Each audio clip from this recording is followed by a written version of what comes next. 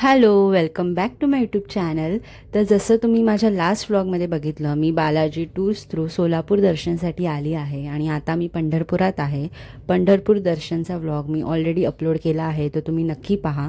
आणि आता मी आलो आहोत श्री रिद्धी सिद्धी महागणपती मंगळवेढा इकडे. ऐका सर्वांनी, आपण आता सोलापूर देवदर्शन मधलं जे दुसरं मंदिर आहे ते म्हणजे मंगळवेढ्यातील श्री रिद्धी सिद्धी महागणपती. या मंदिराची महत्वाची गोष्ट अशी आहे की ही जागा मराठी माणसाची आहे का, पहिली गोष्ट ही. दुसरी गोष्ट ही, या जागेवर स्वतःचं आपण कसं गावी बंगला वगैरे बांधायला काढतो, खणकाम चालू करतो, तो बांधकाम चालू करण्यासाठी खणकाम चालू केलेलं आणि आतमध्ये गणपती बाप्पाची मूर्ती सापडली म्हणून त्यांनी काम थांबवलं. घाबरून कोणी पण थांबवणार. मग खूप जणांना विचारलं तर मग ते बोलले मंदिरच बांध. बरोबर आहे. मग त्यांनी मंदिर बांधायला काढलं. मंदिर बांधणारा म्हणजे ही जी जागा आहे ना, तो मालक पण एकच आहे आणि मंदिर ज्याने बांधलंय ना, ती व्यक्ती ती पण एकच आहे.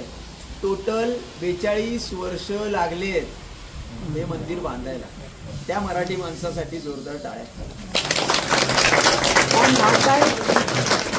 सगळी माहिती मला बाहेर बोर्डावर दिलेली आहे. मी सांगतो सगळ्यांना. मंदिरातून बाहेर गेलो ना, राईट साईडला मोठी माहिती दिलेली आहे. टोटल मंदिर संगमरवरी दगडामध्ये बांधकाम केलेलं आहे. अतिशय सुंदर मंदिर आहे आणि सगळेच देवांच्या आतमध्ये मूर्ती स्थापन केलेल्या आहेत. त्यांचं दर्शन घ्यायचंय आणि मग गणपती बाप्पाचं दर्शन घ्यायचंय. ते झालं की बाहेर यायचंय. राईट साईडला मोठा बॅनर लिहिलेला आहे. मी जी माहिती दिली ती पण आहे त्यात, प्लस अजून एक्स्ट्रा माहिती दिलेली.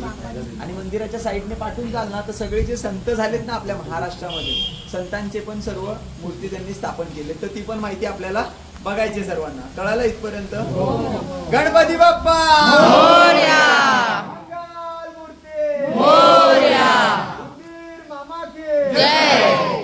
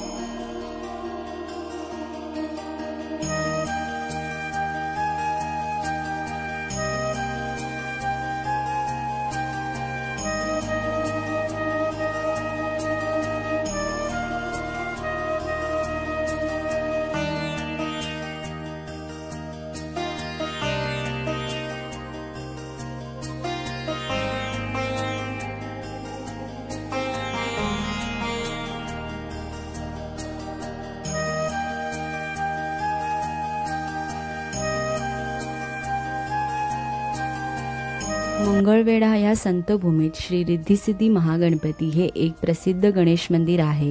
हे मंदिर बनवायला 42 वर्षे लागले आणि या मंदिराचे संपूर्ण बांधकाम हे संगमरवरीचे आहे। या मंदिरात श्री गणपतीची रिद्धी व सिद्धीसह सुंदर मूर्ती आहे। स्थानिक लोक तसेच पर्यटक मोठ्या संख्येने इकडे दर्शनासाठी येतात। गणेश चतुर्थी, संकष्टी चतुर्थी आणि इतर गणेश संबंधित सण इकडे मोठ्या उत्साहात साजरे केले जातात।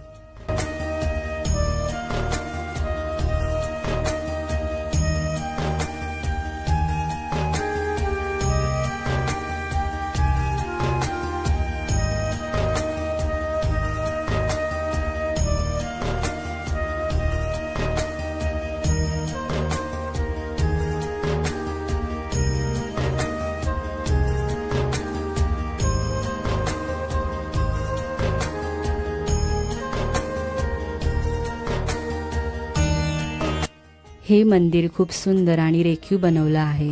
एकाच पवित्र परिसरात वेगवेगळ्या जाती धर्मांच्या देवी, देवता, संत आणि महात्मांच्या मूर्ती आहेत। त्यामुळे भक्तांना विविध दर्शनाची सुविधा मिळते।